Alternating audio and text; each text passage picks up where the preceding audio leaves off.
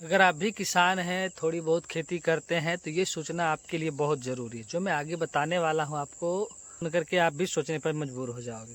दोस्तों, घटना ये है कि अगर आपके खेत खंदों से अगर बिजली का वायर ऊपर से गुजरा है या कहीं ट्रांसफार्मर लगा हुआ है, तो कृपया करके अगर आप की फसल पक करके तैयार है तो उसको आप वहाँ से या तो काट लें या काट करके पहले उस खेत की कटाई करा लें। अगर नहीं संभव हो सकता है तो जहाँ पे ट्रांसफार्मर है या जहाँ पे भी बिजली वायर का वो कनेक्शन में एक वायर से दूसरे वायर में जुड़ाव हो, जम्फर जिसको बोल सकते हैं, जहाँ भी हो उसको आप उस जगह पे उसके नीचे वाले फसल को आप हटवा लें वहाँ से कटवा करके।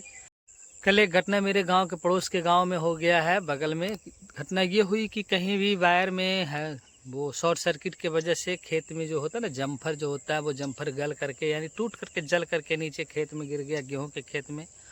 और गेहूं का फसल बिल्कुल पक करके तैयार है और अप्रैल का इतना हॉट गर्मी चल रहा है, इतना धूप में इतनी तेज़ हवाएं चल रही है, मतलब समझो कि एक चिंगारी काफ़ी थी और वो फसल जल करके राख हो गया। लगभग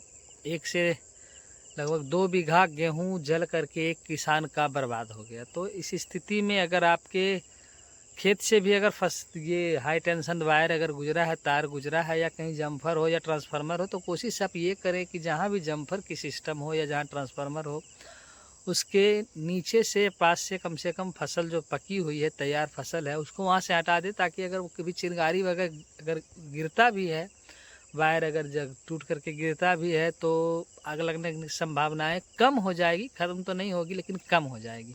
तो इस तरह से आप अपने फसल को सुरक्षा कर सकते हैं, सुरक्षित कर सकते हैं अगर कभी ऐसी नौबत आने वाली हो तो।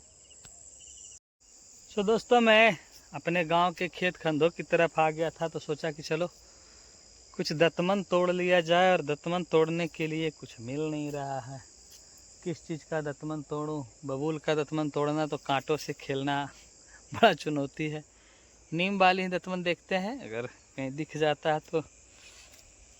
पैर में कांटा छुप गया ना, पेन हो रहा है, खाली पैर चले आए सुबह सुबह में।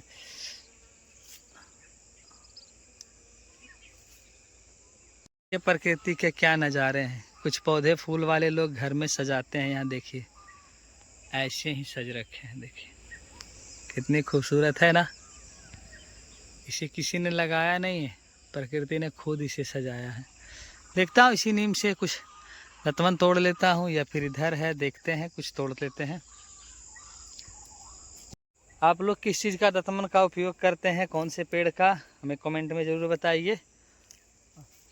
ऐसे तो माना जाता है कि सबसे बेहतर नीम ही होता है, लेकिन आप लोग किस चीज़ का उपयोग करते हैं, किस पेड़ का दतमन को, आप मुझे कमेंट में कमेंट कर सकते हैं, ताकि मैं जान सकूं कि और किसी चीज़ की दतमन बेहतर हो सकती है क्या या है।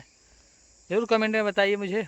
तो दोस्तों, मैंने इतनी सारी दतमन तोड़ लिया है। अब इसको छोटा छोटा टुकड़ा में कर करके इसको रख लेंगे, ताकि इसको ले जाना आसान हो जाए।